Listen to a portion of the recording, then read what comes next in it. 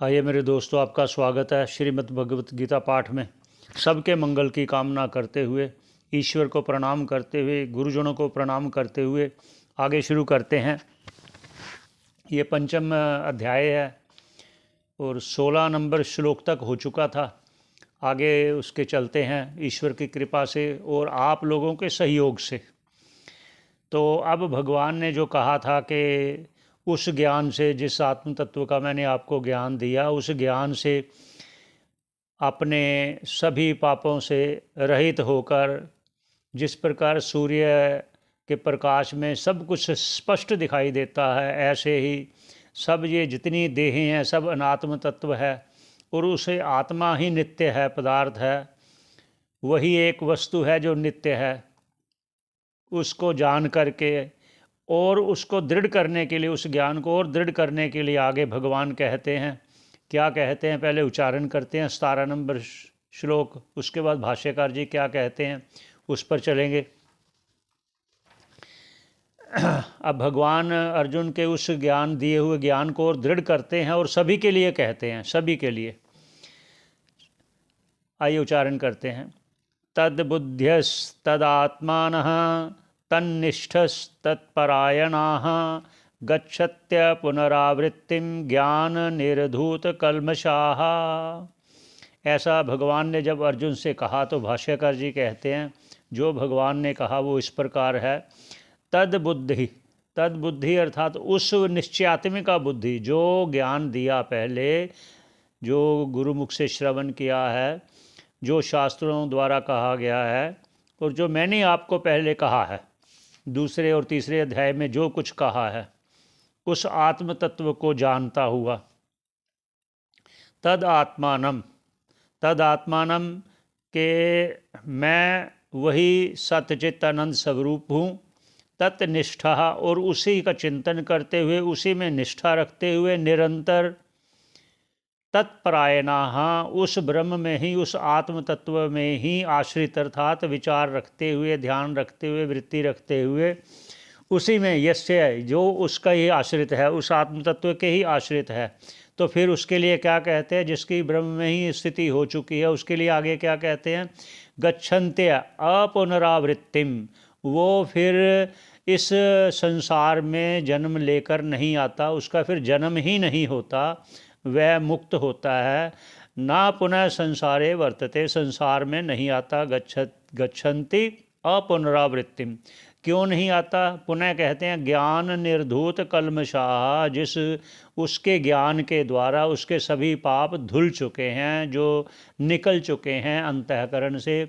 क्यों फिर पुनः कहते हैं कि इस देह का जो कारण है वो धर्म और अधर्म, उससे होने वाले पाप और पुण्य, वह कारण बनते हैं देह के लिए। क्यों बनते हैं, क्योंकि उस पाप का जो फल है वो दुख भोगना, देह के बिना भोग नहीं होगा।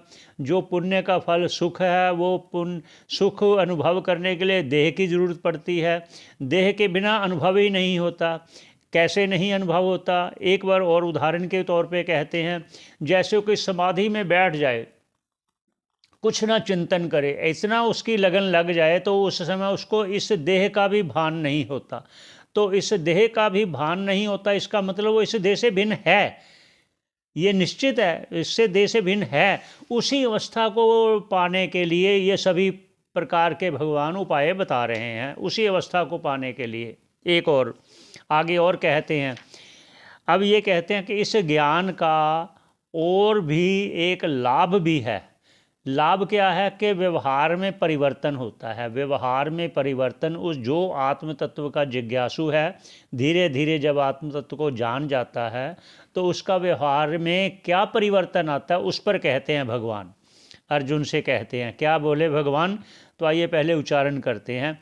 विद्या विनय संपन्ने ब्राह्मणे गविहस्तनी शुनि चैव स्वपाके च पंडिताः समदर्शिनः।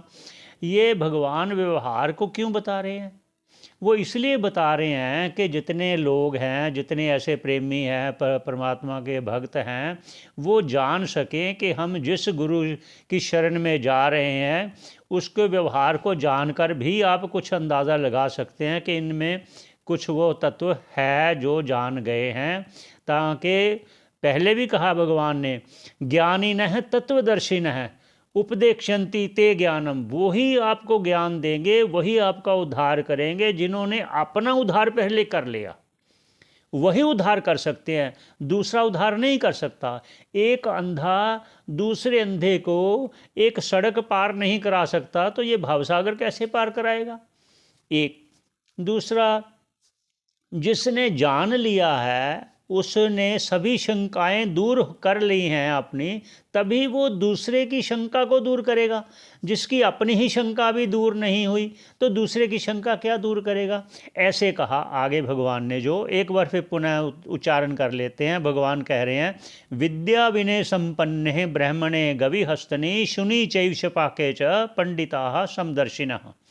अब भाष्यकार कहते हैं, जो भगवान ने कहा वो इस प्रकार है, अर्जुन से जो कहा वो इस प्रकार है, वो सभी के लिए कहा इस प्रकार है। विद्या विनय, विद्या क्या? वो जो शास्त्रों द्वारा अध्ययन किया गया, जो पहले कहा ना, स्वाध्याय ज्ञान यज्ञ में ऐसे है कि गुरुमुख से श्रवण करना शास्त्रों का, उपनिषदों का। ये श्रवण से क्या होता है? सभी शंकाओं का निवारण होता है। निवारण होने पर वो मनन निधि ध्यासन द्वारा उसका अनुभव होता है। किसका अनुभव होता है? कि अपने स्वरूप का, अपने अंतरात्मा में बैठे। क्या बैठे? जैसे भगवान आगे कहेंगे, ईश्वर सर्वभूतानां हृदय से अर्जुन तिष्ठति, उस भगवान को जो अंदर बैठा है उसका अनुभव करना कि मैं वही हूँ। वो ज्ञान की बात, वो विद्या की बात करें। वो विद्या विनय संपन्न, वो विद्या क्या करती है?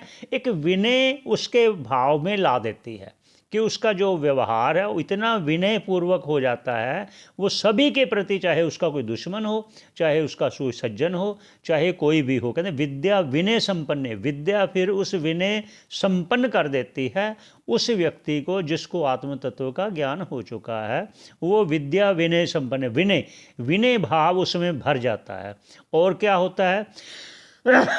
ब्राह्मणे गवि हस्तनी, और जो ब्राह्मण है अर्थात जितने सात्विक लोग हैं उनको, गवि, गवि भी सात्विक प्राणी है, पशु आदि है, उसमें पशुओं में भी जो सात्विक हैं, और पशुओं में जो राजसिक है, प्रवृत्ति वाले हैं, हाथी है, घोड़ा है, और उसके जो तामसी भाव वाले पशु हैं, कौन है वो? कुत्ता बिल्ली आदि जैसे। ओश्च एव शवपाके, जो चंडाल आदि हैं, उन सभी में च पंडिता, और जो जितने में ज्ञानी भी हैं, और सभी में उस आत्म तत्व को ही देखता है।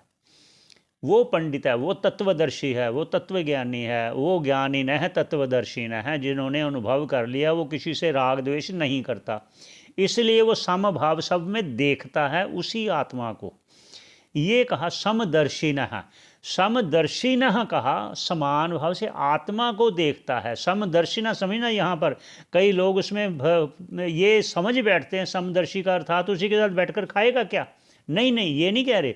ये नहीं है कि जिस थाली में वो खा रहा है कुत्ता भी उसी थाली में खाएगा, ये ऐसी बात नहीं कह रहे कि यही है, कुत्ता भी वहीं खाएगा, दूसरा भी वही खाएगा, गाय भी उसी में खा रही है, ऐसी बात नहीं कह रहे। वो कह रहे हैं इन सभी में वही एक आत्मा को देखता है। जैसे पहले भी भगवान ने कहा, सभी जो भी जितने भी जीव हैं सब मुझे में तिष्ठित हैं, मुझे में हैं, सब मैं अपने आप में, सब मैं एक ही रूप में देखता हूँ। रूप मतलब आत्मा तो एक ही है, वो दो नहीं है। उस आत्मा को देखने के लिए समदर्शिना कहा है। यहाँ सम व्यवहार नहीं कहा, समान व्यवहार नहीं कहा। यहाँ ये चीज़ ज़रूरी है समझने वाली। पंडिता समदर्शिन है, समान भाव से उस आत्म तत्व का दर्शन करता है, ना कि समान व्यवहार करता है। देखिए, हाथी के साथ, कुत्ते के साथ, ब्राह्मण के साथ एक व्यवहार कैसे हो सकता है? नहीं हो सकता।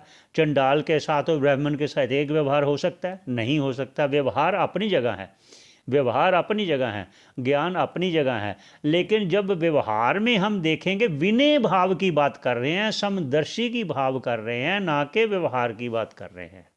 यहाँ ये बात आवश्यक है समझने वाली। अब इसके आगे फिर कहते हैं क्या कहते हैं? ऐसा देखने में दोष नहीं है, समान भाव से देखने में दोष नहीं है। आगे भगवान क्या कह रहे हैं, उच्चारण करते हैं 19 नंबर श्लोक का। इह्यैव तैर्जितः सर्गो येषां साम्ये स्थितं मनः निर्दोषम ही समम ब्रह्म तस्माद् ब्रह्मणि ते स्थिताः। ऐसा भगवान कहते हैं। फिर भाष्यकार जी कहते हैं, चलो जो भगवान कह रहे हैं अर्जुन को उस पर चलते हैं। क्या कह रहे हैं? यहीं पर मतलब ये जीते जी। अब यहाँ क्या कह रहे हैं कि जो मोक्ष है, जो जीवन मुक्ति का आनंद है, वो जीते जी लिया जा सकता है। मरने के बाद ना कोई बताएगा, ना किसी को अनुभव होगा। इसलिए जो अनुभव होगा, जो आप अनुभव करोगे, वो इसी जीते जी इसी देह में करोगे। ये आवश्यक चीज़ें हैं। यहीं पर जीते जी तही वो कौन? वो ज्ञानी, वो आत्म तत्व जो है जान जो ज्ञानी। तहिर जित सर्गो, उसी ने जीत लिया। क्या जीत लिया? सर्गो अर्थात जन्म मरण को सिद्ध कर लिया। अब ना उसका जन्म होगा ना उसका मरण होगा। ये जीते जी अनुभव होता है। ये शाम जिनका ऐसा ज्ञान दृढ़ है, साम्य, वो समभाव में कहा, जो समदर्शी है, समभाव में ब्रह्म रूप में स्थितम, दृढ़ निश्चय करके उसी में स्थित है। निश्चय आत्मिका बुद्धि है जिनकी, ऐसे मन है, मन वाला, ऐसे अंतःकरण वाला, समभाव वाला। निर्दोषम, निर्दोषम का क्या कहते हैं कि जो दोष कहे गए हैं, दोष क्या कहेंगे? जैसे कुत्ते में है, चंडाल में है, जो कुछ दोष किसी में दोष देखे, उसमें दोष जो देखे गए, वो दोष आत्मा के साथ उसका कोई संग नहीं है। ये कहा निर्दोष है, उसमें उसके कोई दोष नहीं आते। जैसे कुत्ता देखिए सभी चीज़ें खा जाता है, चंडाल सभी चीज़ें खा जाता है, लेकिन ब्राह्मण तो नहीं खाता ना। इसलिए उनके जो दोष हैं वो दोष आत्मा में नहीं आते।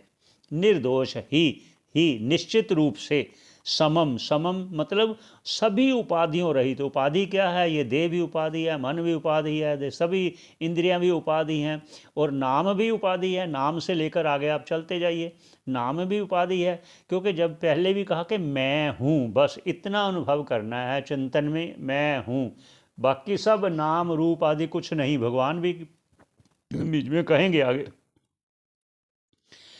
और एक लौकिक भाषा में भी कहते हैं, रंग मंच जग नाटक जीवन अभिनय करना जानो, नाम रूप जे त्याग और अपना आप पहचानो। ऐसा है ये कहा। तो ये समभाव उपाधि रहित ब्रह्म, जो निर्विषयक ब्रह्म है, अर्थात जो बिना विषय के। क्या है? यहाँ भी कहते हैं, जब आप गाढ़ निद्रा में चले जाते हो, जहाँ ना देह का भान ना अपने आप का भान, मैं हूँ, बस इतना भान होता है कि मैं हूँ। जो उठकर फिर कहता है, आज नींद इतनी बढ़िया आई, इतनी बढ़िया आई कि बहुत बढ़िया आई कि कुछ पता नहीं चला। बस यहाँ जो कुछ पता नहीं चलना, उसको जागृत अवस्था में उसको जानना है। वो जो स्थिति है, ये भगवान ने सुषुप्ति ऐसे नहीं बनाई, ये स्वप्न ऐसे नहीं बनाया, ये जागृत अवस्था ऐसे नहीं बनाई। ये उनको जानने के लिए ही ये व्यवस्था बनाई भगवान ने। ब्रह्म इसलिए कहा कि ब्रह्म निर्विषयक है, कोई विषय नहीं, वहाँ कोई विषय नहीं होता, लेकिन आनंद तो होता है। सुषुप्ति में जब जो भी बात करें, सुषुप्ति में गाढ़ निद्रा में कहते हैं बड़े मज़े से नींद आई। वो मज़ा, आनंद जो है, उसमें तो कोई विषय नहीं है। विषय अर्थात कोई ऐसी वस्तु नहीं है जिसको देख कर लिया आनंद। जैसे सुंदर दृश्य देखा तो आनंद आ गया, अच्छी वस्तु खा लिया, बढ़िया अपनी मनपसंद की वस्तु खा लिया तो उसको बड़ा आनंद आया। वैसा वहाँ तो कुछ भी नहीं था, फिर भी आनंद तो था ना। इसलिए वो अपने स्वरूप का आनंद है, उसी का आनंद लेने के लिए सभी व्यवस्था बनाई है भगवान ने। तब तस्माद, इस कारण से, तस्मात् कारणात्, इस कारण से ब्रह्मणि ते स्थित है, वह समदर्शी, जो अभी अभी कहा समदर्शिन है, पंडित है, तो वो उसकी बात कह रहे हैं। ते वह समदर्शी अपने ब्रह्म स्वरूप में, अपने स्वरूप में स्थित है। ये 19 नंबर श्लोक हुआ। तो यहीं पर विश्राम देते हैं। तो सभी के मंगल की कामना करते हुए, सभी का कल्याण हो, ईश्वर सभी को खुश रखे। सभी का धन्यवाद, श्रवण करते रहें। बहुत बहुत धन्यवाद। सभी के मंगल की कामना करते हुए यहीं विश्राम देते हैं। पुनः भेंट होगी।